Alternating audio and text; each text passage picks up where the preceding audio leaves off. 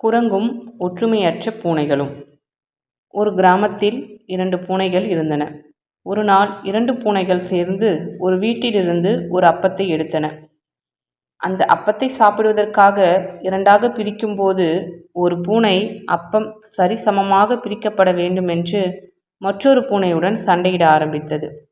2 பூனைகளும் சண்டை போட்டு களைத்து போன காரணத்தால் யாரிடமாவது சென்று அப்பத்தை பங்கிடுவோம் என்று தீர்மானித்தன. எனவே 2 பூனைகளும் அப்பத்தை பங்கு பிரிப்பதற்காக ஒரு குரங்கிடம் சென்றன. குரங்கும் அப்பத்தை 2ஆக உடைத்தது. ஒரு துண்டு மற்றொரு துண்டை விட சிறிது பெரிதாக இருந்தது.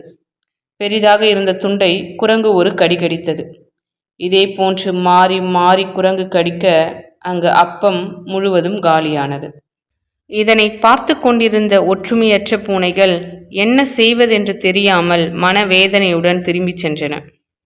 இந்த கதையை கேட்கும் குழந்தைகளே, ஒரு பூனையாவது கொஞ்சம் விட்டு கொடுத்திருந்தால் இத்தனை நஷ்டம் ஏற்பட்டிருக்குமா என்ன? விட்டு கொடுத்தால் நமக்கு நல்லதுதான் நடக்கும்.